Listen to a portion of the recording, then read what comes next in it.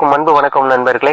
இன்னைக்கு இந்த பதிவில் நம்ம என்ன பார்க்க இருக்கிறோம் அப்படின்னா, திருநெல்வேலி சந்திப்பில் நடைபெற்று வர்ற ரீடெவலப்மெண்ட் ஒர்க்கை பற்றி தான் பார்க்க இருக்கிறோம்.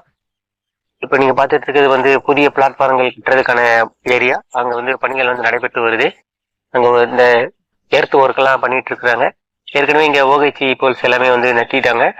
அதோட அந்த ஆர்ம் இன்சுலேட்டர்லாம் ஃபிட் பண்ணியிருக்காங்க. இது 5வது பிளாட்ஃபார்ம். இந்த பக்கத்தில் வர பிளாட்ஃபார்ம் தான் 6வதாக இருக்கும். அதுக்கான பணிகளும் போய்கிட்டு இருக்குது. இப்போ பார்த்தீங்கன்னா தென்காசிக்கு போகிற தனி பாதையை பற்றி பார்க்கலாம். இப்போ இந்த லைன் பார்த்தீங்கன்னா ஏற்கனவே லேண்ட் லெவலிங்லாம் பண்ணிட்டாங்க. ஓகைச்சி போல்ஸும் வந்து நட்டிட்டு வந்துட்டு இருக்காங்க.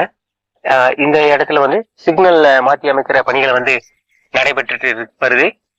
அதை தொடர்ந்து பார்த்தீங்க அப்படின்னா இந்த ஃபுட் ஓவர் பிரிட்ஜோட இந்த பில்லர் வந்து கொஞ்சம் இடைஞ்சலா ரொம்ப நெருக்கமான தூரத்தில் இருக்கு.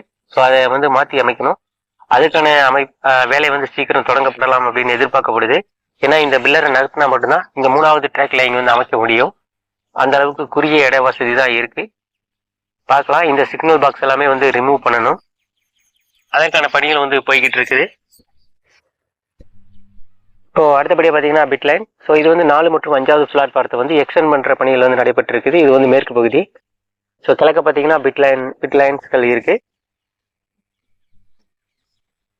இப்போ பிட் லைனுடைய அங்கே போகிற அந்த யார்டுக்கு போகிற ட்ராக் வந்து பார்த்தீங்கன்னா வாஞ்சிமணியாச்சி சைட் இருந்து வர்ற டவுன் லைன் வந்து நேராக பிட் லைனுக்கு போகிற மாதிரி இருக்கு.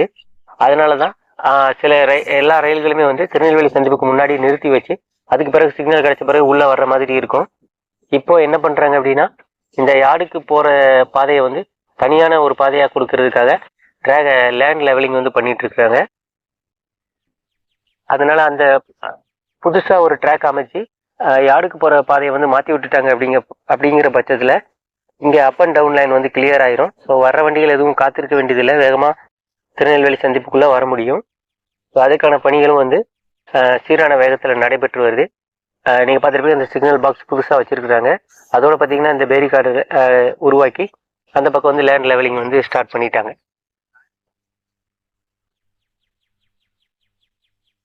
இந்த சிக்னலை தாண்டி டெட் எண்ட் ஒன்று வருது. அந்த டெட் எண்ட்ல இருந்து அப்படியே அந்த ட்ராக் லைன் வந்து அதோட கனெக்ட் பண்ணிடுவாங்க. இப்போ புதுசாக இந்த லைனை கனெக்ட் பண்ணிட்டு புதுசாக போடுற ட்ராக்கை வந்து யார்டுக்கு கொடுத்துருவாங்க. ஸோ பணிகள் சீரான வேகத்தில் நடைபெற்று வருது. இந்த வீடியோ உங்களுக்கு பயனுள்ளதாக இருக்கும்னு நினைக்கிறேன் நண்பர்களே. தேங்க்ஸ் ஃபார் வாட்சிங். இந்த வீடியோ முழுமையாக பாருங்கள். நம்ம சேனலை இன்னும் நீங்கள் சப்ஸ்கிரைப் பண்ணலாம், மறக்காமல் சப்ஸ்கிரைப் பண்ணுங்கள். நன்றி, வணக்கம்.